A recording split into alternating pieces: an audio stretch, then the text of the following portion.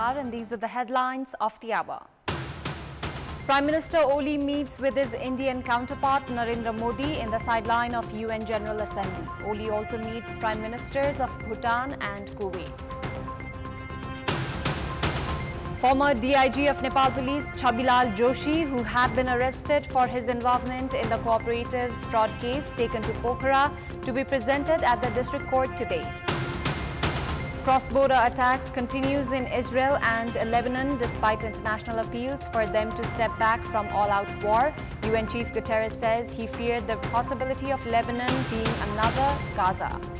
And Nepal suffers a 5-wicket defeat against Canada in its third match of the ICC World Cup League 2 series.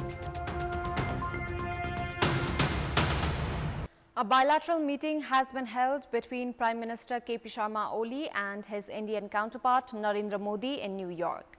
The sideline meeting during the 79th General Assembly of the United Nations took place at New York's Lotte Palace. This is the first time Premier Oli met with the Indian Prime Minister after becoming the country's executive head for the 4th time.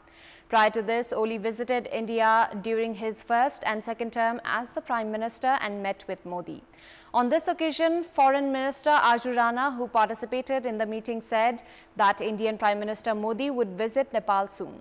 Prime Minister Oli, Foreign Minister Rana, Prime Minister's Political Affairs Advisor Bishnu Rimal, Foreign Secretary Sewa Lamsal, representative of the Permanent Mission to the United Nations in New York, and Ambassador Lok Bahadur Thapa, Joint Secretary and Spokesperson for Foreign Affairs Amrit Kumar Rai participated in the meeting. From the Indian side, with Prime Minister Modi, Foreign Minister S. Jaishankar and Foreign Ministry Secretary Vikram Misri attended the meeting. The talks between the two sides is said to have lasted for about 45 minutes. Likewise, Prime Minister Oli, who is in New York leading the Nepali delegation to participate in the 79th General Assembly of the UN, held a dialogue with his Bhutanese counterpart Daso Tshering Togbe. The meeting was held at the office of the Permanent Mission of Nepal to the United Nations, New York. Similarly, a meeting was held between Prime Minister Oli and Kuwait's Prime Minister Sheikh Sabah Al Khalid Al Hamad Al Mubarak Al Sabah as well. In the meantime, United Nations High Commissioner for Human Rights Volker Turk also paid a courtesy call on Prime Minister Oli. Former DIG of Nepal Police Chhabilal Joshi, who had been arrested for his involvement in the cooperatives fraud case, has been taken to Pokhara. Joshi had been taken to Pokhara through airways last night. Kaski police have said that he will be presented at the district court today. Police had arrested Joshi from capital Shankhamul yesterday on charge of channeling more than 650 million rupees to Gorkha Media Network illegally from cooperatives. The victims of Pokhara Surya Darshan Cooperative had filed a complaint on 5th of February along with 4 individuals, including RSP Chair and former Home Minister Rabi Lamichhane and Dipesh Pun, and 14 organizations as defendants. Joshi was arrested from Shankhamul, Kathmandu upon request of Kaski District Police. Joshi had completed 30 years of service at Nepal Police and retired on 14th of July 2018. When Gorkha Media Network was registered at the company registrar's office in 26 August 2020, Joshi, along with the network's chairperson Gitendra Babu GB Rai, had 50% shares each in the company. However, Joshi, while giving statement to the Special Parliamentary Committee formed to probe into the cooperatives fraud case, had said that 15% of his shares had been sold to Rabi Lamichhane during the process of taking loan from Nepal Bank. Joshi had also been appointed director at Nature Herbs in the Nepalese year 2077, where he owned 10% shares. Rashtriya Swatantra Party chairperson Rabi Lamichhane has said that he will resort to protest if he is arrested. He also blamed the government for taking vindictive steps against him for political gain.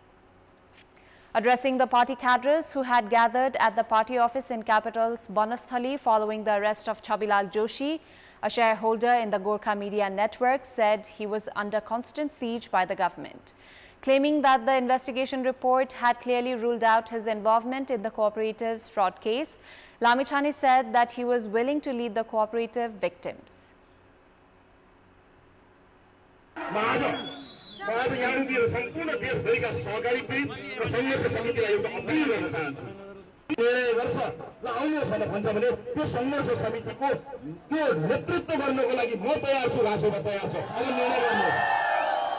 यिनको ध्यान तपाईँको बचत फिर्ता पठाउनेमा छैन, यिनको ध्यान Ravi लामिछानेलाई jail हाल्ने, राष्ट्रपालाई सिद्ध्याउनेमा केन्द्रित छ। जुन हामी हुनै दिँदैनौँ, कुनै आवाजमा उभिँदैन।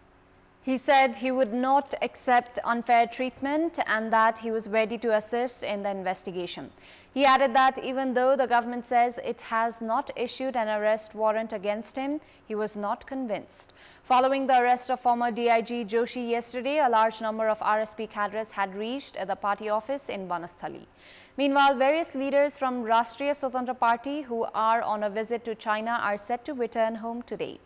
The team led by RSP Vice Chair Swarnim Wagle, which had left for a 10-day visit to China on Saturday, is set to return today itself. According to acting spokesperson of RSP, Ganesh Karki, the team is set to leave for Kathmandu on the first flight today amid the recent political development. There are 7 parliamentarians and non-parliamentarians each in the team.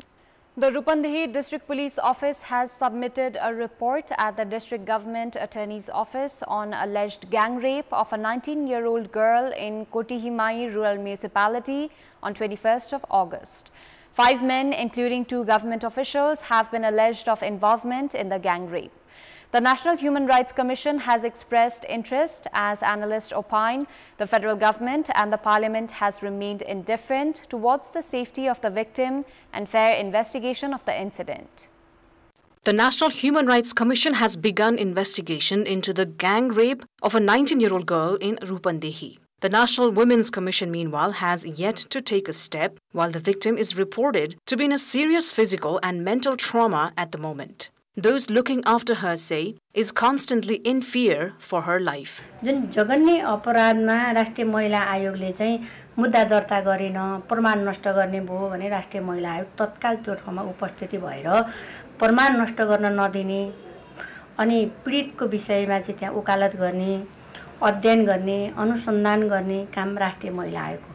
तर राष्ट्रिय महिला आयोगले नि धेरै दिनदेखि त्यो ठाउँमा पुग्न नसक्नु चाहिँ राष्ट्रिय महिला आयोगको चाहिँ यो हामीले कमजोरी स्वीकार गर्नुपर्छ। हामी पुग्नु पर्थ्यो र पुगेर जुन विषयमा उनको पीडा छ त्यो पीडामा मलम लाउने काम राष्ट्रिय महिला आयोगले गर्नु पर्थ्यो। Meanwhile, a few members of the National Human Rights Commission have said they were unaware about the incident, while the Commission's investigation officer says that the police have been directed to ensure the victim's safety and for action against the guilty. The Commission's provincial unit has also met with the victim's family, taken stock of the situation, and urged the police for ensuring the safety of the evidence. बुटोलको घटना भएको कारणले गर्दा हामी कहाँ प्रदेश कार्यालय बुटोल छ हैन, त्यो कार्यालयलेबाट चाहिँ यसलाई सूक्ष्म रूपमा फलोअप गरिरहेको अवस्था छ। सूक्ष्म रूपमा अनुगमन र फलोअप पीडितका परिवारसँग पनि बुझ्ने कुराहरू भइराखेको छ। उहाँहरूलाई चाहिँ नडराउनको लागि हैन, नडराउन र निर्धक्क आफ्ना कुराहरू राख्न र अब कसरी अगाडि बढ्ने, अब उसलाई कसरी त्यो पीडितलाई चाहिँ कसरी दैनिक जीवनमा रिहेबिलिटेसन गर्ने विषयमा चाहिँ हाम्रो फलोअप भइरहेको छ। The victim's family say she prefers staying in the dark room these days and is going through mental trauma, screaming and crying every now and then. Rights campaigners opine the local level, provincial government and even the federal government has lacked sensitivity in ensuring justice delivery for the victim. They warn the victim could go hostile because of pressures of different kind from the perpetrators. एक त रूपन्देहीको मर्चवा जहाँ महिलालाई अझै पनि दोस्रो दर्जाको रूपमा हेरिन्छ, मानवताको रूपमै हेरिदैन। अर्को कुरा सूचनाको पहुँचमा पनि त्यहाँ छैन र अलि सचेतनाको कमी भएको पनि देखिने गर्छ र जसले हिंसा गरेको छ उ पहुँच होला व्यक्ति र जसको पहुँच छ उसैलाई सपोर्ट गर्ने र पछिल्लो समयमा नागरिक समाजहरू जुन सक्रिय रूपमा लाग्ने गर्थे यस्ता घटनाहरूको विषयमा त्यो पनि अलि सुस्ताएको हो कि जस्तो लाग्छ। त्यसले पनि यस्ता खालका घटनाहरू चाहिँ दबाउने गरेको पाइन्छ। The Rupandehi District Police Office has submitted a report with recommendations at the District Government Attorney's Office with 5 individuals, including 2 government officials as defendants. The involvement of government officials in the incident, experts say, raises the risk of impunity. Hence, there's a call on state mechanisms to ensure fair investigation, safety of the victim, and justice delivery. The National Federation of Disabled Persons has demanded for practical implementation of the constitutional provisions related to disability in Nepal. On the occasion of the International Sign Language Day, the participants of a rally organized by the Federation in Kathmandu today demanded the implementation of the Treaty on the Rights of Persons with Disabilities and the provisions of the Disabled Protection and Welfare Act. They urged the authority to ensure the rights of the hearing impaired community. In addition to that, the Federation has called for collaboration among the government, non-governmental organizations, media, private sector and international community to formulate required laws in this regard. The 7th International Day of Sign Languages is being marked by organizing various programs under the slogan "Sign up for Sign Language Rights." Time now for our segment, Public Pulse, where you text us with your opinion. Public Pulse. Here's the question: why are special markets operated and sale offers provided during festivals? The options are A, to raise sales, B, to clear old stock, and C, to give consumers concession. Voting is on. Type NEWS, select your option A, B or C and send it to 34001 to share your opinion with us. Time now for international update.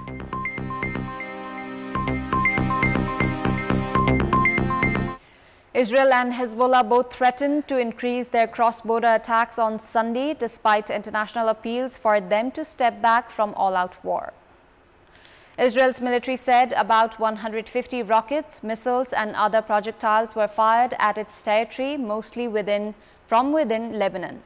Some reached further than previous strikes, sending thousands of Israelis to bomb shelters and damaging homes near the city of Haifa. Israel launched its own strikes on targets in southern Lebanon, which is said destroyed thousands of Hezbollah's rocket launchers. After the attack, Prime Minister Benjamin Netanyahu said Israel would take whatever actions is necessary to restore security and return people safely to their homes along the Israel-Lebanon border. Speaking at the funeral of Ibrahim Akil, a high-ranking Hezbollah commander killed in Israel's Friday strike on Lebanon's capital, Beirut, he said that they have entered a new phase, namely an open reckoning with Israel. Meanwhile, the latest cross-border exchanges have sparked renewed international concerns. UN Chief Antonio Guterres said he feared the possibility of transforming Lebanon into another Gaza. The UN Special Coordinator in Lebanon, Jeanine Hennes Plasschaert, said that the Middle East was on the brink of imminent catastrophe. Likewise, US President Joe Biden said Washington would do everything it can to keep a wider war from breaking out. That's all for the moment. Thank you for watching. Good day.